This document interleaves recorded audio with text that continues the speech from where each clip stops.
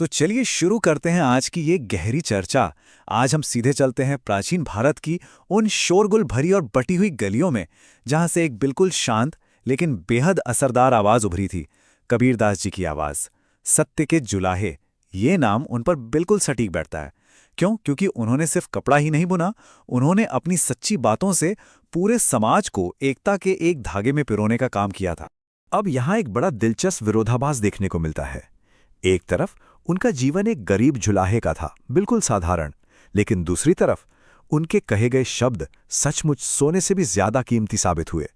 उनके पास कोई धन दौलत नहीं थी, लेकिन उनकी बातों में ऐसी आध्यात्मिक संपत्ति थी जिसने सदियों तक लाखों दिलों को छुआ, एक ऐसी छाप छोड़ी जो आज तक मिटाए नहीं मिटती। भाग एक साधारण जुलाहा और शोर से ऊपर उठना।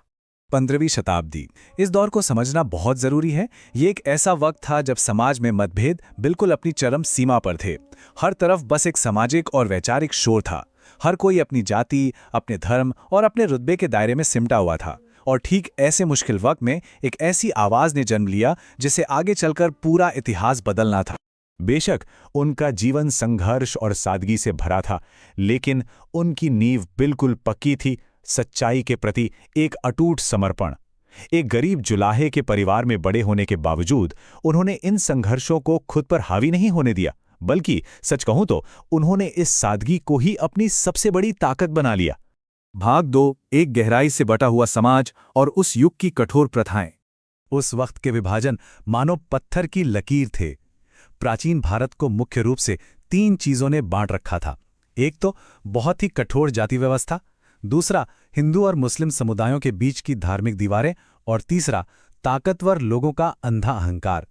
समुदाय एक दूसरे से पूरी तरह कटे हुए थे। सोचिए, ऐसे माहौल में आवाज उठाना कितना मुश्किल और जोखिम भरा रहा होगा। भाग 3, एक निडर सुधारक और शब्दों की ताकत। तो उनका सबसे बड़ा हथियार क्या था? कोई तलवार नहीं, बल्कि उनके दोहे। दोहे ऐसी छोटी कविताएं होती हैं जिनमें जीवन और आध्यात्म के सबसे गहरे अर्थ छिपे होते हैं। लेकिन सबसे खास बात यह थी कि इनकी भाषा इतनी आम और सीधी थी कि कोई भी साधारण इंसान इन्हें आसानी से समझ सकता था। उन्होंने आध्यात्म की जटिल बातों को उठाकर आम जनता की भाषा में रख दिया। ये सच में उनका एक कमाल का तरीका था। अब यहाँ हमारे दिमाग में एक बड़ा सवाल जरूर आता है, कबीरदास जी ने आखिर विरोध किस चीज का किया? ये जानना बहुत जरूरी है कि ये बहादुर जुलाहा आखिर किन बुराइयों के खिलाफ लड़ रहा था। वो ऐसी कौन सी दीवारें थीं जिन्हें वो हमेशा के लिए तोड़ना चाहते थे?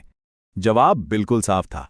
उन्होंने अंधविश्वास, बिना सोचे समझे किए जाने वाले कर्मकांडों और धर्म के नाम पर होने वाले झूठे दिखावे का खुलकर विरोध किया।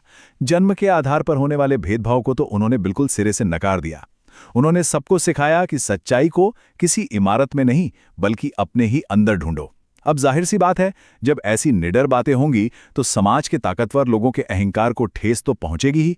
लेकिन उन्होंने कभी इस बात की परवाह नहीं की, क्योंकि उनका मूल विश्वास बहुत सीधा था। मानवता धर्म से बड़ी है, यही उनका मूल मंत्र था। उन्होंने सिखाया कि ईश्वर किसी एक जगह नहीं, बल्कि हर दिल में बसता है, और सच्चा प्यार, दया और ईमानदारी ही असली पूजा है। इस एक सीधे से विचार ने उस वक्त की पूरी कठोर व्यवस्था की नींव हिलाकर रख दी थी। भाग 4, समुदायों को जोड़ना और समाज को एक साथ बुनना। उनके जीवन का सबसे खूबसूरत हिस्सा क्या है पता है? उनकी दिनचर्या।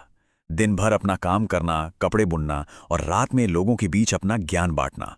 ये उनकी एक ऐसी साधारण लेकिन बेहद असरदार तस्वीर पेश करता है कि उन्होंने कभी अपने काम और अपनी सीख को अलग नहीं होने दिया। मानो वो कपड़े के धागों के साथ साथ लोगों के दिलों को भी बुन रहे थे। उनका संदेश बिल्कुल स्पष्ट था। जन्म से कोई भी इंसान ऊंचा या नीचा नहीं होता। हर एक इंसान बराबर के सम्मान का हकदार है।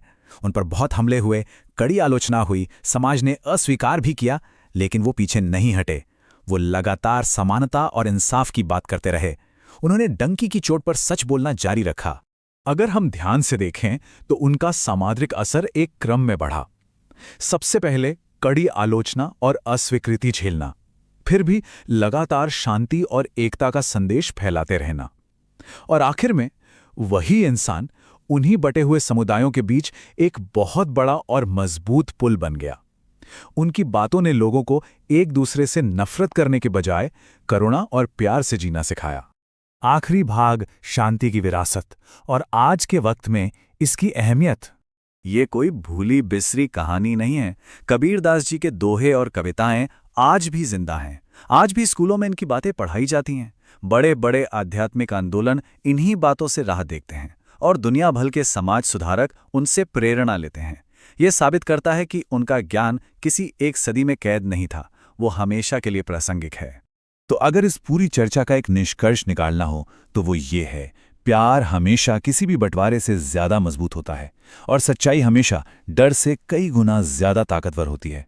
कबीरदास जी ने पूरी दुनिया को ये दिखा दिया कि अगर एक सच्ची आवाज पूरे दिल से उठे तो वो पूरे के पूरे समाज को हमेशा के लिए बदल सकती है। इस चर्चा को हम एक बहुत ही गहरे विचार के साथ खत्म करेंगे। बस सोचकर देखिए, अगर इतिहास में सिर्फ एक सच्ची और ईमानदार आवाज इतना कुछ बदल सकती थी, तो आज के वक्त में अगर एक पूरा समाज सच्चाई पर आधारित हो जाए तो हम क्या कुछ हासिल नहीं कर सकते। है ना सोचने वाली बात। इन गहरे विभाजनों का हम आज भी मिटा सकते हैं।